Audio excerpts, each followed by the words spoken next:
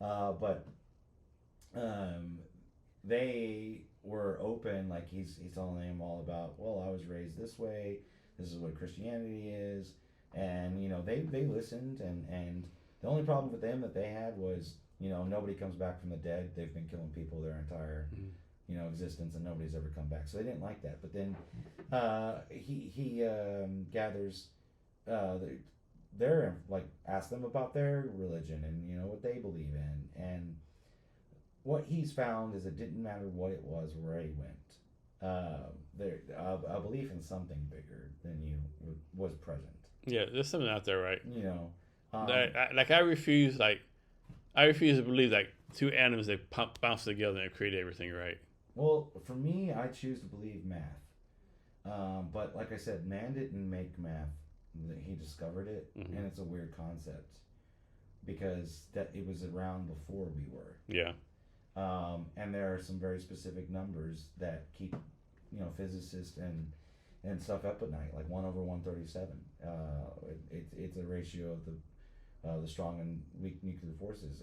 I mean, it's crazy to think about, but if this number was off just a little bit more, So totally random question: how do you become so smart?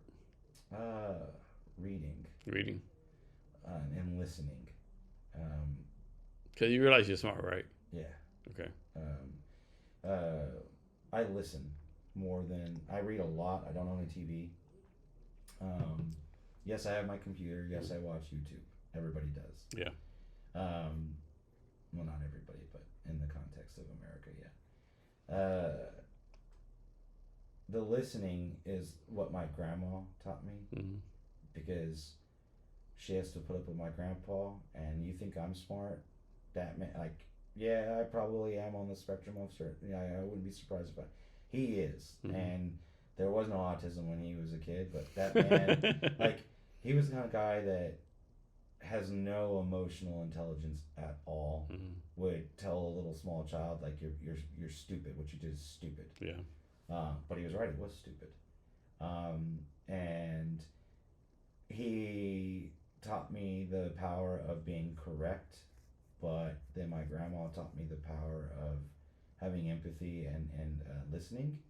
And so I read a lot because I see that by teaching yourself and learning things, you can solve problems, and Hmm. I love solving problems. But reading isn't the only way to learn something. And like even with my interactions with the homeless in Seattle, I don't carry cash, so I can tell the truth when they ask me money. Hmm. I say I don't have any cash. I mean, this beautiful voice. I smoke cigarettes. You can't tell, but if they ask for a cigarette and I've got one, I give one. Hmm. I always acknowledge their presence.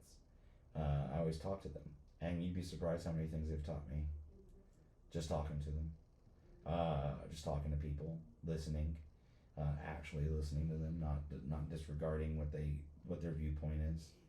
Um, it's one of the power. It's one of the reasons why I got to where I'm at as a CIO. Is I think I listen to people, and everybody's got something to teach. Everybody, Everyone has a story, right? everyone's story. Everyone's story. Everyone is an expert on something that on another level they don't even know it. And when you get someone to talk about their passions, usually that's when it shines. Like you find someone that's got a passion and they share with you. Oh, they that's the best teacher you can get. Um, so yeah, I read a lot, but I talk to people a lot, and I think that's the difference because I know a lot of book smart people that aren't as smart as me, but Yeah. they don't talk to people. They No. don't talk to strangers. I was that guy that if the payphone rang randomly, I'd answer it. I've Hmm. done it when I was growing up. Yeah. I did that so much. And then that movie came out or whatever. I can't remember. Maybe it was called Payphone or Phone Booth or something where like some dude's walking around in New York and he answers the phone and some guy's like, I got a gun on you. Like, and like Yeah. he's I gonna, remember that movie. Yeah. right? But for me, like, I'd hear a payphone ringing and go pick it up and be like, hey, what's going on? Like, So this is my craziest LSD story, right? One was the crazy, right? So I was on it one time, right? So DuPont is like right by the water at the mm-hmm. Puget Sound. There's like for like a mile like coastline, right? And so I was there one time, right? Took a stuff, right? I'm chilling, right? The wind's coming out, really relaxed. At that time, I was like, does God exist? I'm Roman Catholic, but like it's all these sort of like, if God exists, how can we only like talk to random people, right? That's right. So I'm chilling out, and the voice says, I'm real, right? I mean, I was like, someone talking about, what do you mean? How you realize all this stuff's going on? Like, I was like, how do you prove you're real? It's not my job to prove I'm real. It's up to you to prove I'm real, right? And all this deep stuff I'm talking to this guy, right? It was like so fucking crazy, right? It was like, oh shit, like I'm real, I'm not real, like. And then he's like, how do you think all this happened, right? How's anything perfect? Like, how's like your kidney in the right place? How's the gravity correct? How's this the right? Well, yeah. It just happened, right? So this is one thing that I'll say. Like I already touched on a little bit, but the Roman Catholic Church is one of the highest employers of scientists, like Most people don't know that. top level scientists. Most people don't know that. Astronomers, Yep. physicists, chemists, you name it, and they specifically do it because if the church can pay someone to prove God isn't real, they'll stop. Yeah. But they haven't. And so people like they think religion and science like opposite ends. Religion and science actually can work together. Well, science is observation, right? I don't know understand why. Like I said, I would say math for me is something that you have faith in, but like we didn't make it. Mm-hmm. Like the concepts of 1+1, we didn't make that. You observe it, you see it, and you're like, that's math. Like who said 1+1 is 1 or 1+1 is 2? Right? How did that come about? Well, this is 1, this is 1. We came up with the word of what 2 of those are, right? That's all it is. But the concept of one thing and then another thing, this is difficult. Like you didn't make that up. Yeah. That is just the way it is, and so that's why that conversation I had with that cardinal was very, very interesting because, the Sunday school, that wasn't that fun. Nuns can be very interesting.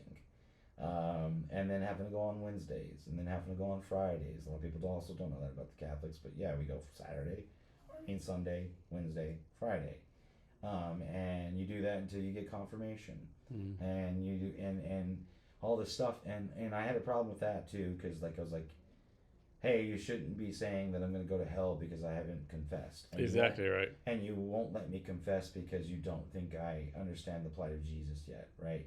So I'm like, there's a little bit of fear mongering here because now you're in limbo until you're around 12, because that's usually when people get confirmed, 10, 12 years old.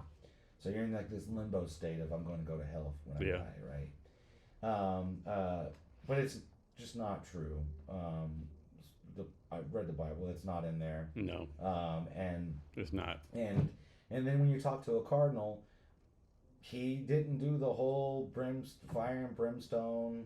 I even talked to him. I was like, I've read it, and I don't see hell actually being described. He was like, you're right. It's not in there. It's not in there. Like Dante's Inferno is not in the Bible. He was like, heaven's not in there too either. Nope. He was like, just knowing his presence doesn't mean you're gonna go float away to this happy existence. And like most people don't realize, like a lot of stuff we when Jesus was alive, there's no eating pork, right? That's Paul that did it, right? Like Paul had this dream. The angels said, "Hey, isn't that cloven hoof?" Yeah. It wasn't. It was Paul, right? A lot of stuff we do as Christians or was was Paul, not Jesus. Don't chew their own curd. Yeah. So you can eat beef because they chew their own curd, but that's pigs Paul. don't. And it was St. Paul, wasn't Jesus. It was Paul that did that, right? Well, it's just like Timothy, the most devout of all of them, right? The guy that followed all the damn rules. Yeah. His rules suck. Especially if you're a woman. Yeah.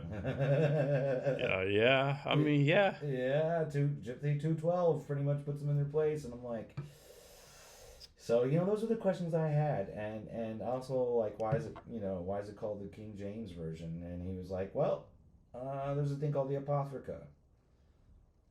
Check it out. Like the missing books in the Bible. 9 books. Missing books in the Bible, right? Yeah.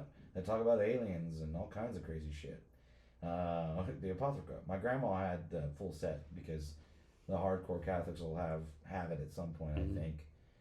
But you can buy it. I tell people all the time, and then, like the King James version, it tells you who the editor is on that one. It's on the front. Yeah, there's that too, right? Yeah, and the fact that the word tyranny was taken out of the original Bible by King James because it says "rise up against tyranny" in there. But so it's, you know, when it comes to spirituality, Christian and stuff like that, I just say, good person's a good person.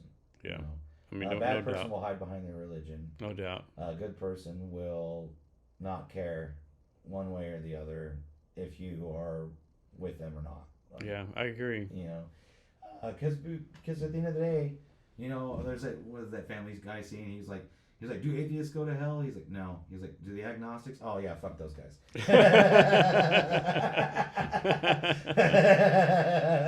I know, right? It's like it's just so there's so much stuff out there, right? There's all the religions, all these things, and like Christian, even though Christianity, there's a Catholic, Muslim, there's a Catholic, Methodist, Baptist. Like this is my other big thing, right? I don't know if it's Baptist, Methodist. There's one subsect of religion they're like, okay, you're preordained, so you're telling me God has said I'm going to hell. So if I know I'm going to hell, why am I trying to be a good person? Or if I know I'm gonna, you know what I'm saying? Like, why try, right? If it's preordained, I'm gonna be go to hell or heaven. Like, what the fuck? I'm gonna be wild as fuck, right? I'm gonna do what the fuck I want to do, right? It's like, yeah, it's insanity, right? But but we're living on a rock that is spinning 23,000 miles per hour. That is And we could circling like, the sun. we could have found out like that, right? That is in a galaxy. That is in the Milky Way. Like it's insane. I mean, to think about. I mean, think Sometimes. about it. Not on the fact that they're having like, fucking Putin's fucking prostitutes who could say, "Hey, I saw your comment. You fucking you bomb America, right?" You don't fucking know. It's like it's something. It's like instantly like someone could say, "I'm fucking drunk. I'm this like this sort of the world, right?" You just don't know, right? I mean, like we're like minutes from death every time, right? Yeah. But I mean, I'll say this. I'm not scared to die. And he got over that. I've lived. I mean, I've lived a good life. Yeah. I don't want to die. No. I mean, like I have a good life. Like if someone said, "Hey, Jason, you're gonna die tomorrow," you know what? I've done this. I've done that. Okay. I've taken care of my kids. My wife set up. I've done that. Okay. Yeah. That's the way I think. I was like, I'm like, my friends love me. I mean, obviously there's things you still want to do, right? Yeah. I mean, Right. obviously, seriously, like, I just want to do it. Like, okay, like, I've lived a good life. I've done things most people haven't done. Like, I've been like Paris, Disneyland, all these different countries. I've like, how many people go to Vietnam, right? How many people like have a podcast? Like, how many people like, yeah, I've done well for my life, right? I think part of the human condition is yeah. No, I feel like you touched on like you got depression.